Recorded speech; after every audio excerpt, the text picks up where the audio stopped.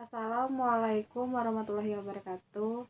Perkenalkan, nama saya Tasya Putri Apriani, NIM 1901010047, dan dua orang teman saya bernama Muhammad Iqbal Juliansa, NIM 1901010099, dan satu lagi Enda Ayu Novia Ardianingrum, NIM 1901010092. Di sini kami ingin mempresentasikan hasil tugas makalah kami yang berjudul tentang potret pertanian Indonesia meliputi tanaman palawijaya, perkebunan, kehutanan, peternakan, dan perikanan. Materi pertama akan dibacakan oleh saya sendiri, yaitu tentang sektor tanaman bahan makanan. Baiklah, di sini saya akan menjelaskan tentang sektor tanaman bahan makanan. Di dalam materi ini, subsektor tanaman bahan makanan memberikan sumbangan terhadap PDB sektor pertanian sebesar 621 triliun, tanaman perkebunan sebesar 175 triliun, subsektor dan hasil-hasilnya sebesar 165 triliun.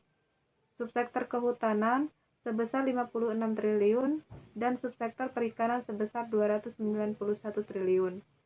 Sektor pertanian dalam arti sempit naik dari 883 triliun pada tahun 2012 menjadi 962 triliun pada tahun 2013.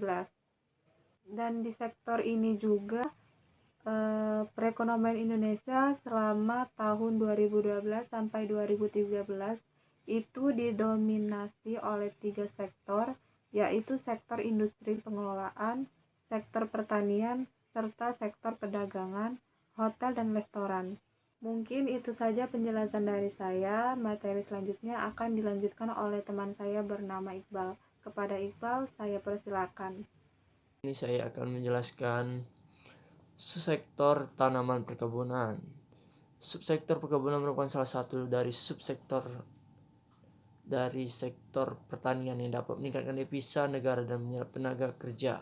Pemerintah mengutamakan pada subsektor perkebunan karena memiliki daya tarik tinggi untuk diekspor ke negara maju. Komoditas yang termasuk komoditas subsektor perkebunan meliputi kelapa sawit, kelapa karet, kopi, dan teh. Perkebunan dibagi menjadi 3 berdasarkan jenis pengusahanya, yaitu perkebunan rakyat, perkebunan besar swasta, dan perkebunan besar negara. Terdapat 3 ciri-ciri perkebunan rakyat dilihat dari usaha taninya, yaitu yang pertama, perkebunan rakyat memiliki luas areal yang diusahakan secara kecil dan perorangan. Yang kedua, pengelolaannya masih menggunakan teknologi yang sederhana dan tradisional. Yang ketiga, perkebunan rakyat juga memiliki kelemahan pada pemodalan, pemasaran, dan kualitas produksinya. 3 ciri tersebut menyebabkan pendapatan petani perkebunan dan hasil produksi dari perkebunan rakyat sangat kecil, juga berkualitas rendah. Perkebunan rakyat harus diperhatikan oleh pemerintah daerah maupun pusat untuk meningkatkan kualitas dan pendapatan petani pekebun, sehingga dapat menjadi penopang atau pemecah permasalahan negara Indonesia. Berdasarkan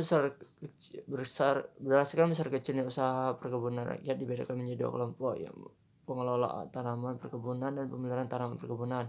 Kopi merupakan salah satu komoditas subsektor perkebunan yang merupakan komoditas ekspor yang dapat meningkatkan devisa negara. Komoditas kopi yang dilihat dari volume ekspor, nilai ekspor, luas areal, dan produksi. 5 komoditas perkebunan memiliki urusan keempat dan pertumbuhan positif. Yang berikutnya, sektor pertanian memiliki perekonomian maju dan kebutuhan pangan masyarakat yang tercukupi seringkali menjadi tolak ukur bangsa yang sejahtera.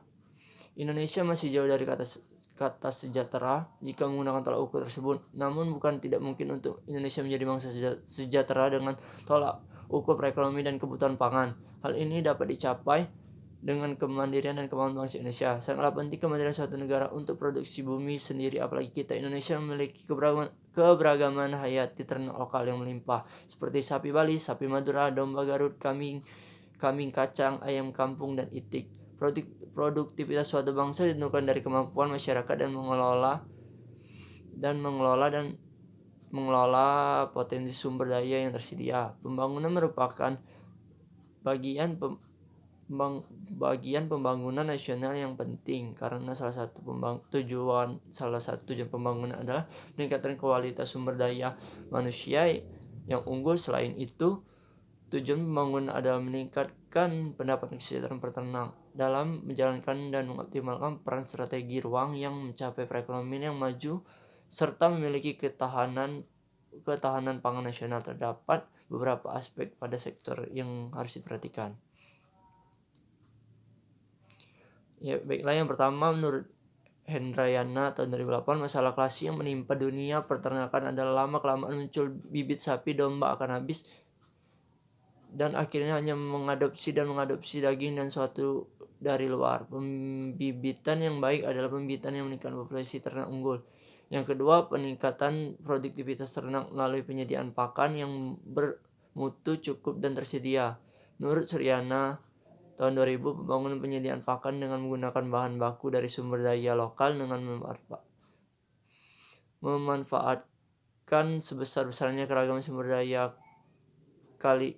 kelembagaan serta teknologi lokal. Yang ketiga, sebagian besar yang ditempatkan di Indonesia masih dikelola secara tradisional yang hasilnya belum mencukupi kebutuhan, sehingga kebutuhan pangan hasil ternak masih dapat dimanfaatkan melalui impor hasil peternakan. Yang keempat, untuk meratakan konsumsi hasil peternakan di berbagai daerah, distribusi yang diperlukan yang merata karena tidak semua daerah berpotensi untuk menjadi lebih baik. Yang kelima, kembangkan produk lokal berbasis hasil ternak dengan memperhatikan budaya dan kebiasaan konsumsi masyarakat dapat mengarungi konsumsi produksi ternak. Hal ini juga akan mengarungi pengeluaran devisa untuk mewujudkan terwujudnya media untuk kesejahteraan bangsa Indonesia. Peran dan sinergi antar subjek sangat dibutuhkan, baik dari pemerintah, asosiasi, pihak swasta, bahkan dan peternak konsumen. Sekian dan penjelasan dari saya. Terima kasih. Assalamualaikum warahmatullahi wabarakatuh. Nama saya Dainovi Ardianingrum, NIM 1901010092. Baiklah, di sini saya ingin melanjutkan. D. Sektor kehutanan. Sektor kehutanan menjadi tulang punggung dalam pengendalian iklim, khususnya penurunan efek gas rumah kaca dibandingkan sektor yang lain.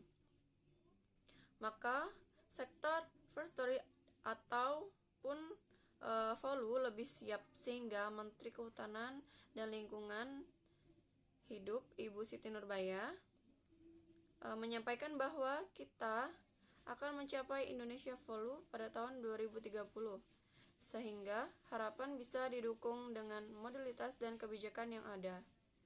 Saat ini Indonesia memiliki luas hutan sebesar 125,92 juta hektar, ataupun 65,8% dari luas daratan yang ada.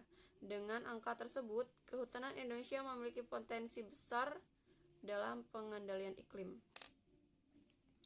Pemerintahan sendiri telah melakukan upaya dengan melakukan pengelolaan hutan dengan mengeluarkan Undang-Undang Cipta Kerja dalam pasal 28 mengenai pemanfaatan hutan produksi dan pasal 26 tentang pemanfaatan hutan lindung. Hal ini diharapkan dapat merangsang pelaku usaha untuk melakukan multi usaha kehutanan.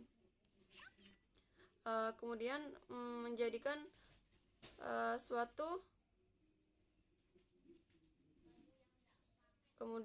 diharapkan dapat mendorong degenerasi alami, sehingga penerapan sistem silviculture insentif. Ketiga,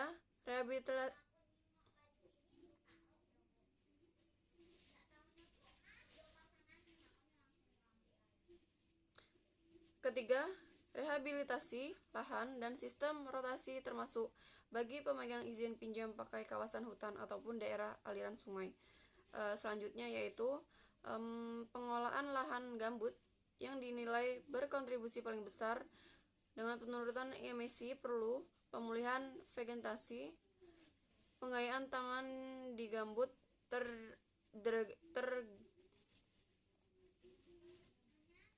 pengayaan tanaman di gambut tergenerasi dengan pengelolaan adaptasi. Yang berikutnya yaitu sektor migas. Pemerintah Indonesia menetapkan sektor minyak dan gas ataupun gas bumi. Migas ini sebagai andalan untuk memenuhi kebutuhan energi dalam negeri. Bahkan sampai tahun 2050, migas masih mendominasi kebutuhan energi dalam negeri. Berdasarkan angka realistis, Rencana Umum Energi Nasional ataupun REUN tahun 2020, penggunaan minyak gas bumi dalam kebijakan energi berada pada angka 50,8%. Angka ini lebih separuh memenuhi energi dalam negeri, masih dipenuhi sektor minyak dan gas bumi. Bergeser pada tahun 2025, pemerintah menggerakkan dalam kebijakan energi nasional atau KEN dan REUN bahwa kontribusi minyak dan gas bumi berada pada angka 47%. Dalam memaksimalkan potensi minyak dan gas bumi, pemerintah memiliki program membangun kilang guna memenuhi kebutuhan masyarakat dan industri terhadap bahan bakar minyak dan LPG. Yang selanjutnya, saat ini pemerintah sedang melakukan realistic kilang atau refinery development master atau biasa disebut RDMP di Balikpapan dengan kilang huruf di Tuban agar bisa memenuhi kebutuhan energi di dalam negeri. Pada saat ini semua juga pemerintah meningkatkan energi baru, yaitu apabila fosil terganggu maka energi baru terbuka bisa menggantikannya. Pemerintahan juga menargetkan terkait produksi 1 juta bel minyak per hari atau BOPD dengan produksi gas sebanyak 12 miliar standar kaki kubik per hari pada tahun 2030 nanti.